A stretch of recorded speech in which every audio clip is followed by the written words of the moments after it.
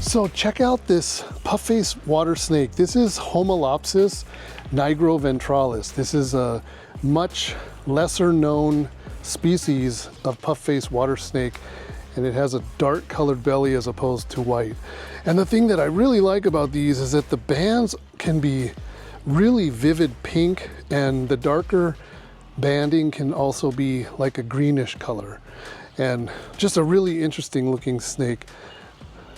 Not seen very often in the pet trade. But this one is a boy, and I want to show you a really big female next. Pretty impressive looking, but really cool aquatic snake. They eat mostly fish and frogs and that sort of thing. They do not eat each other or eat other snakes, but this one's really pretty.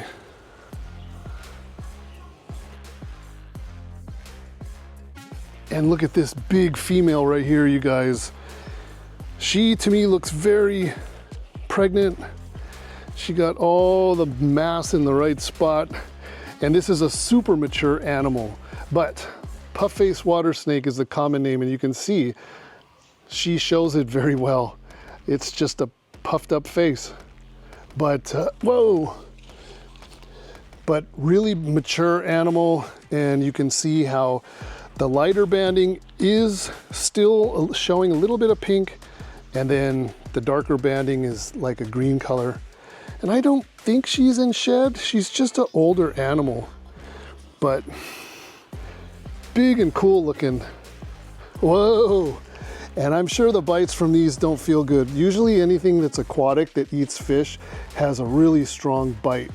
So I don't want to mess around with that, but that is pretty cool. Homolopsis nigroventralis.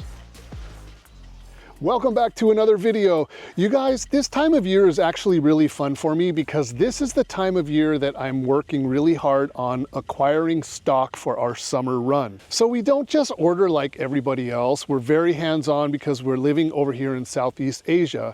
And I am always up to the challenge of getting new species for the hobby. And this year, 2025, is looking really good for that. So with that being said, the most challenging thing that I go through this time of year is being able to produce content and continue doing weekly videos. With that being said, this video is mostly directed at our customers and potential customers, and I am going to do my best to explain how we are going to conduct our sales for this year's summer run. We will be in the US in early June, and we were only going to plan on being around for maybe 10 weeks or so. So many times I have filmed content, and then at the last moment I decide that it's probably not a good idea to show it because the timing is off or whatever the case may be. And I don't want to come off like a cloud puncher, you know, the one swinging at the sky but never land a hit. So instead of being absent from YouTube this week and sitting one out, this is going to be our video. Hopefully some of you will find it helpful.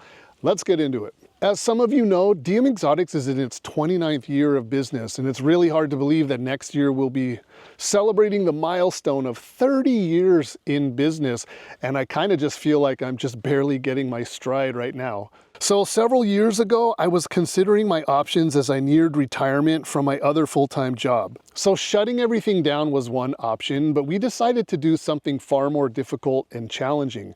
We relocated ourselves to Southeast Asia, and our breeding collection also moved to Southeast Asia. So every year we spend time acquiring animals and captive breeding animals, and we bring those stateside every summer. As the reptile market and economy changes, so do we. This year we're trying to have as much as we can reserved in advance and pre-sold. Now, one thing that makes this challenging is having permits in hand so we know what animals we can get on planes. The others are specific requests for locality, size, sex, etc. because not all animals we will be able to see prior to landing stateside if they're not already in our facility. So here's how it will go. Our patrons will get access to any available lists in advance, and after a week or two, we will post to our available page on our website, dmexotics.com. We also have waiting lists for quite a lot of what we typically can offer every year. However, Keep in mind that if you're looking for something specific and we don't already have it or are not able to see it in advance, we also cannot tell you male or female or any other details until they land stateside. So my goal is to have as many animals already spoken for and placed before they get sent over for the ones I cannot provide enough information to get customer commitments, and also have a waiting list that I can quickly and easily send out a notice and clear out our surplus. Now, the system isn't perfect, but it is about the best way I can think of for running things, because we're essentially doing a year's worth of sales in 2 months every summer. Now, despite some of the rumors that our competitors are spreading about us, we will be at the Reptile Super Show in June in Pomona. Now, we were not at the last Super Show, and we're still not sure why our name got dragged into things that went on there, but we were on the other side of the planet.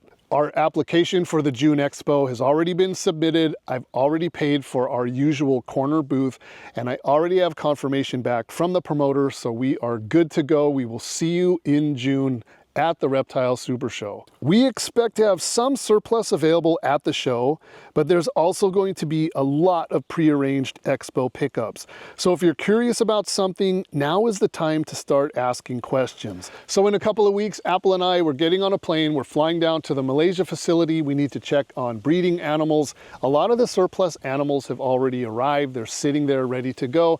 And for those animals, I can take pictures and I can sex them for customers. I can take customer photos and all those sorts of details. We still have a lot more that hasn't arrived in the facility yet. Indonesia also, we haven't seen any stock from there yet, just a little bit in photos, but there's a lot going on. It is going to be a really good year. I think 2025 for the oddballs, for the rare stuff, for the high-end stuff, it's going to be a really good year. And that is going to do it for the video, you guys. I hope you guys enjoyed it, or at least some of you got something out of it. And that is it. Thank you so much for watching. We will see you in the next one. Take care.